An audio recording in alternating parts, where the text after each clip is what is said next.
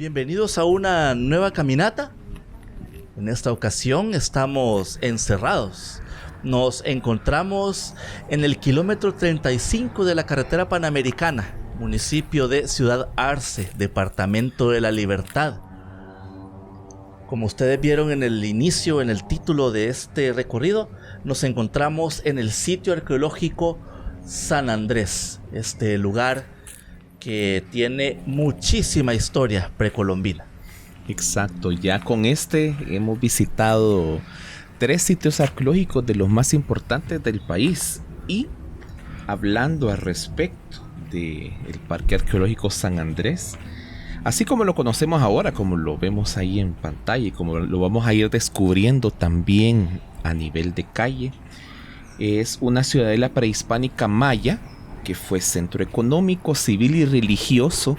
de la zona del Valle de Zapotitán.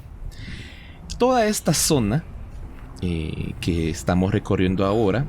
tiene una cercanía bastante curiosa con el sitio arqueológico Joya de Serén, ya que Joya de Serén dependía económicamente y comercialmente de San Andrés. Entonces podemos decir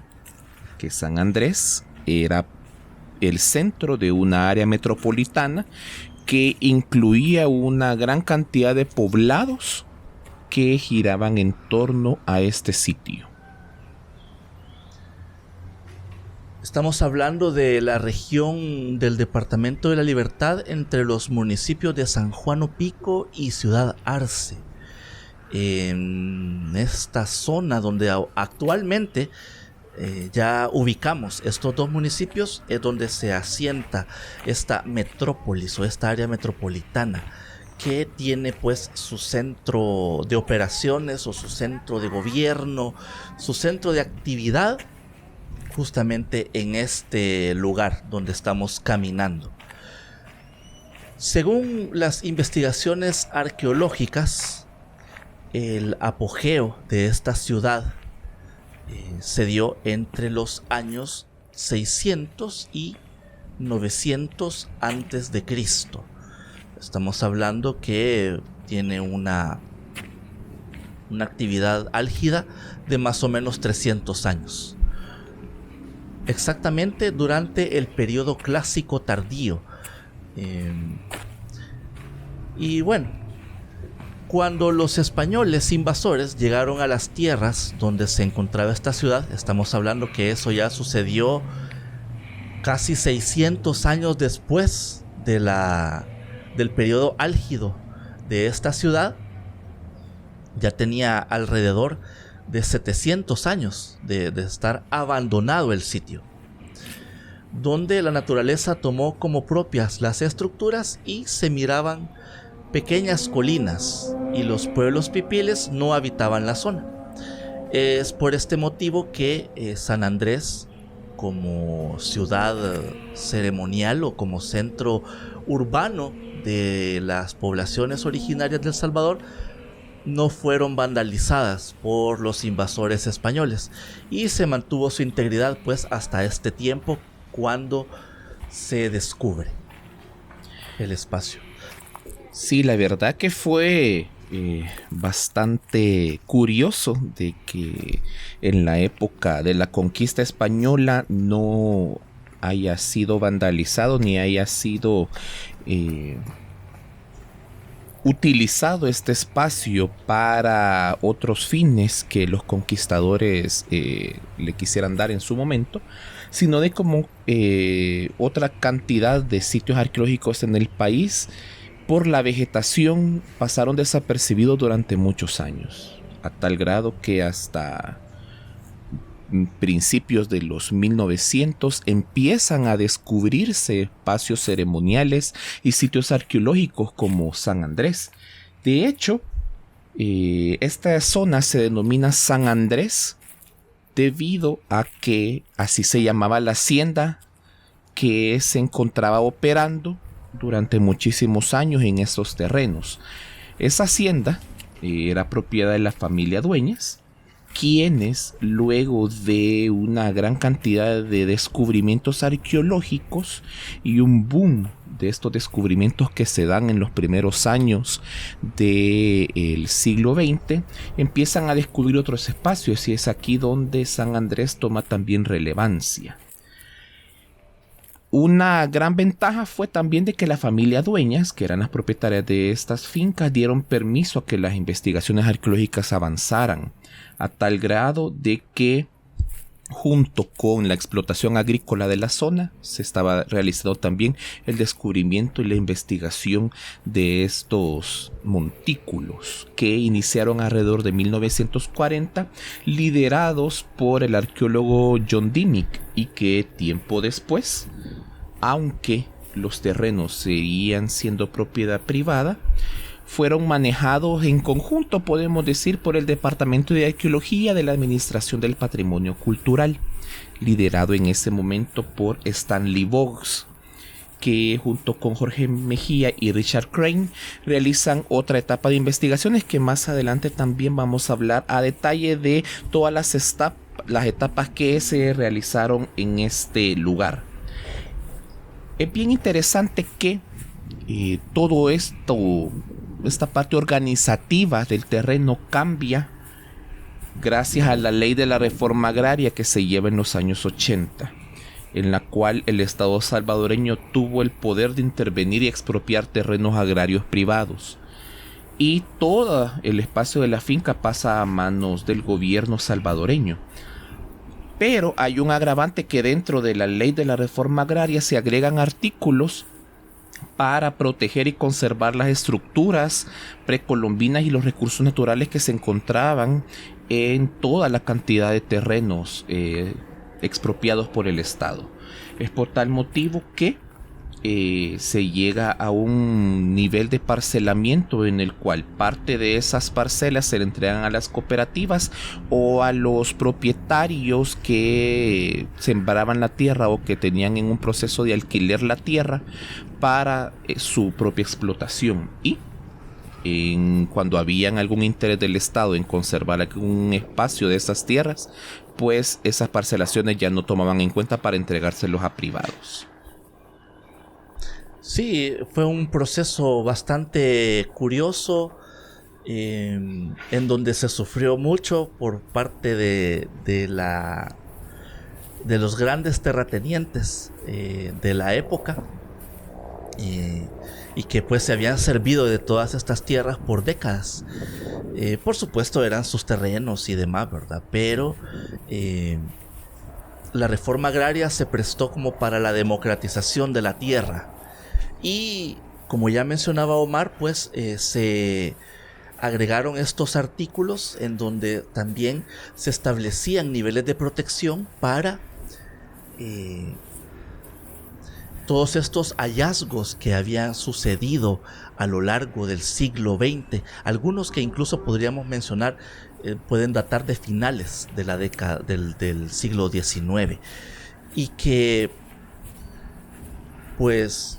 dado que la mayoría de estos hallazgos arqueológicos se encontraban justamente en terrenos privados,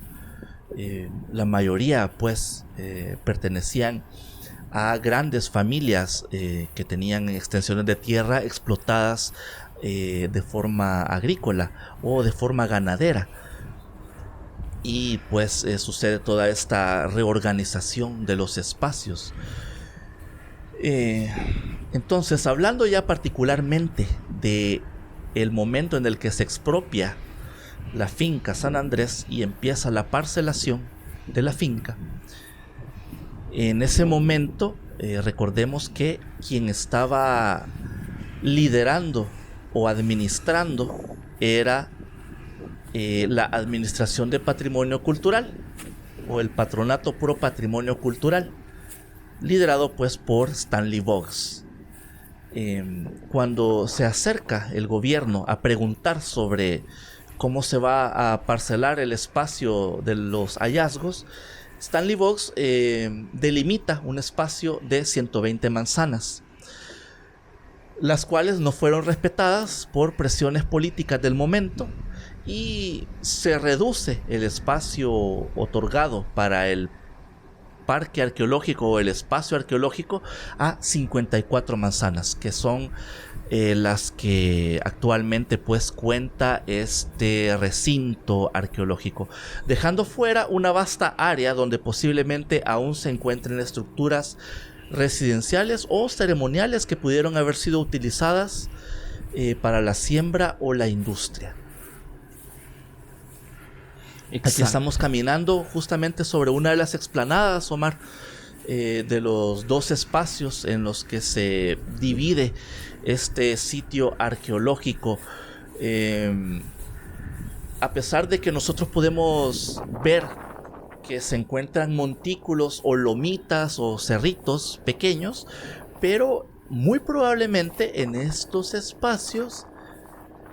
se encuentren escondidas algunas estructuras ceremoniales que aún no han sido excavadas o que no han querido ser investigadas todavía,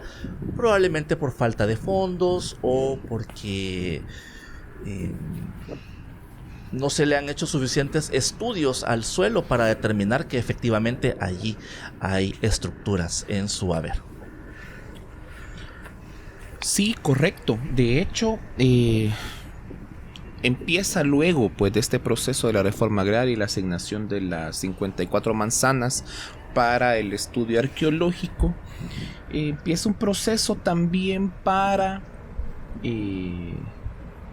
modificar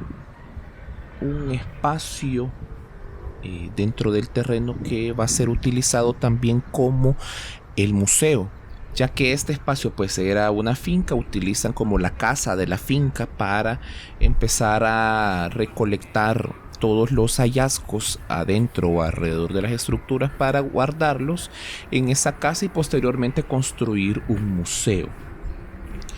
Es bien interesante que también más adelante, al momento de encontrar o de construir, una nueva versión del museo más apta para el resguardo propio de estas piezas, se encuentran aún más descubrimientos bastante interesantes que definitivamente demuestran que todo el valle de Zapotitán sí estuvo habitado por población maya de muchísimos tiempo, desde principio de los años de Cristo podemos mencionar. Es tanta las características de estos terrenos que son aptas para la agricultura y hay una gran cantidad de flujo de agua, y es por tal motivo que los pueblos mayas se asientan en esta zona, a tal grado que el Ministerio de Cultura identifica alrededor de 300 sitios arqueológicos alrededor del Valle de Zapotitán, en donde se encuentran todos estos municipios que aún están siendo reservados para investigaciones y que posiblemente en algún futuro a mediano o largo plazo puedan estos abrir sus puertas para visitarlos, como lo estamos haciendo con San Andrés. En específico, la parte de influencia que tiene estos espacios que estamos caminando, podemos indicar que eran alrededor de 200 hectáreas de influencia directa, pero que inclusive pueden en algunas investigaciones lograrse encontrar que la influencia completa de San Andrés inclusive podía llegar hasta el Valle de Salcuatitán, o como comúnmente lo comentamos o lo conocemos como el Valle de las Hamacas. Recordemos que aquí también hubieron asentamientos prehispánicos que en algún momento pues fueron o no encontrados debido a la gran urbanización de San Salvador, pero que posiblemente todas estas zonas fueron utilizados o influenciados por San Andrés, y que lastimosamente desaparecen todos esos poblados debido a la erupción apocalíptica que tuvo el volcán de Ilopango, y que todavía sigue activo dicho volcán. Pero ya hablando específicamente del hallazgo, podemos identificar una zona monumental en la cual se delimitaron en su momento dos zonas: la Acrópolis y la Gran Plaza.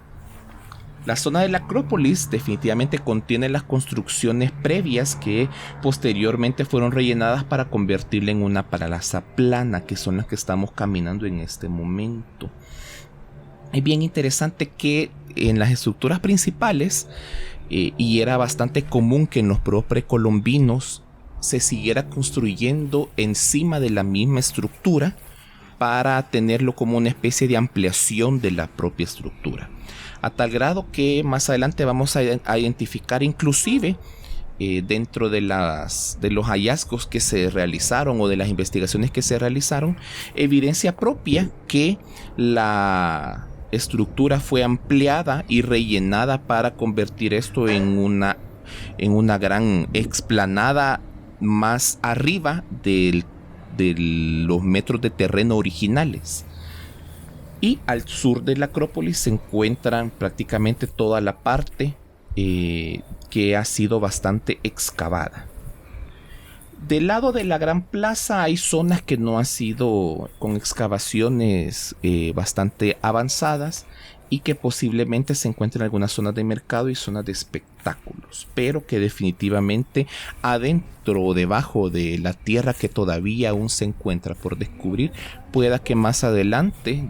me imagino que depende de los fondos que se tengan para las investigaciones por parte del gobierno salvadoreño, se puedan ir encontrando muchísimas más estructuras, así como decía Armando. Y en relación a las excavaciones que se realizaban o que se estuvieron realizando durante muchísimo tiempo, desde su descubrimiento hasta nuestro tiempo o estos últimos años, podemos separarlos en 3 momentos principales. Bueno, de igual manera, estos 3 momentos incluyen una cantidad de hallazgos. Hay 3 etapas, como ya mencionaba Omar. Aquí estamos observando una parte de la estructura número 7, si no me equivoco, que es un montículo escalonado con 2 épocas constructivas hecho de toba, donde se encuentran ofrendas o se encontraron ofrendas con vasijas tipo petén, pedernal, espina de mantarraya y otros objetos marinos que están expuestos en el Museo del Parque Arqueológico. Interesante que en algunas de estas excavaciones se encontraron pues los restos de estructuras originales, como esa escalinata que vemos que está truncada allí adentro, que pertenece pues a una construcción previa de este espacio. Pero bien, volviendo a los 3 momentos de excavación e investigación en esta zona. El primer momento es en 1940 y 1941, ejecutado por John Dimick, quien fue el que descubrió esta zona, destacando pues el descubrimiento y la excavación de las estructuras principales y esta estructura que estamos observando, la estructura número 7. Un segundo momento, entre 1977 y 1978, a cargo de el equipo de Stanley Box con Jorge Mejía y Richard Crane, en donde se realiza la excavación de la cima de la Acrópolis hasta sus fundaciones. Hallazgos de la estructura número 7, lo que ya mencionábamos, una trinchera abierta con las escaleras cubiertas por continuas modificaciones de los pueblos mayas, que son esas escalinatas que veíamos ahí, que tenían como una especie de puerta. Y que también inclusive hay otros espacios de esas excavaciones que están como selladas y protegidas al ambiente, que ya también adelante van a ir apareciendo. Exactamente. Y el tercer momento, de 1995 a 1996, a cargo del Patronato Pro Patrimonio Cultural, liderado por o con el equipo de Paul Amaroli, Christopher Begley, Jeff Card y Roberto Gallardo. En esta última etapa destacan la excavación de la estructura número 5, continúa el despeje de tierra en la plataforma y el descubrimiento del obraje de añil cuando se construía el nuevo museo, el cual fue donado por la familia de Sola, y que ese espacio posteriormente tuvo que ser trasladado al lugar donde iniciamos esta caminata, que se veía ese muro de color como melocotón, podríamos decir. Exacto, sí, y que toda esa zona, luego de ese muro donde comenzamos la caminata, se encuentran como parte o una zona de amenidades en la cual se observa el museo modificado, en el cual durante las excavaciones se encuentra, como decía Armando, un obraje de añil, que ese tema del obraje de añil es bastante interesante para este espacio. Esa estructura fue cubierta en la misma erupción volcánica que en donde desaparece Joya de Serén, y que posiblemente en toda esa zona del Valle de Salcuatitán y toda esa parte de la carretera a Santa Ana, pasando desde el Cantón Lourdes hasta Ciudad Arce y todas esas explanadas que vemos, en donde hay bastante desarrollo urbanístico e industrial actualmente,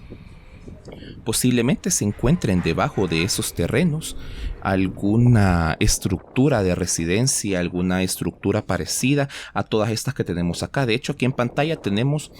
ese descubrimiento de la trinchera con las escaleras que en la segunda etapa de excavaciones realizadas en 1977 se lograron descubrir, y que aquí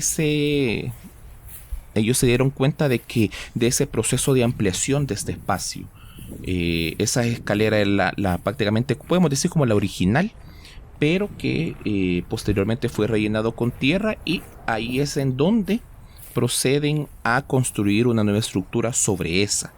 y que lo han dejado al descubierto para también que uno como visitante pueda inclusive aprender más de cómo estaba eso, ¿verdad? Adicional a toda esta parte, en la parte del museo sí se encuentra la réplica de lo que encontraron del obraje de añil original, que se mantuvo durante muchísimos años sin ningún inconveniente, gracias a la protección de todos los sedimentos volcánicos que cubrieron esta zona, y que esa parte donada por la familia de Sola fue bastante realizada con un proceso muy interesante de ir contando la historia del museo desde la aparición hasta toda la actividad económica que estaban realizando o que realizaban en ese momento los pueblos originarios. De hecho, los invitamos bastante a que vengan a conocer este sitio arqueológico, pero no solamente eso, sino que si usted tiene la oportunidad de contratar un guía que tiene a su servicio toda esta zona arqueológica, va a aprender mucho más de cómo era la vida y todos los hallazgos, inclusive el tour completo integral, para que usted aprenda muchísimo más de todos los pueblos originarios que vivían en esta zona. Es muy, muy bonito este lugar. Destacar, Omar, de que el museo de este centro ceremonial, la familia de Sola lo erige en honor al patriarca de la familia, don Herbert de Sola. Hay una plaquita por ahí en la salida del museo. Bueno, cuando vas saliendo del museo y te dirigís hacia la zona de amenidades, y acá para caminar ya justamente acá en el parque arqueológico, ahí está una plaquita en donde se da como homenaje a este lugar, a este museo, a don Herbert de Sola, que bueno, ha tenido tanta influencia en todos los aspectos económicos y sociales de San Salvador. Así que, bueno, gran personaje. Aquí estamos ya llegando casi al final de nuestro recorrido. Mencionar de que la Fundación Nacional de Arqueología de El Salvador, conocida por su sigla FUNDAR,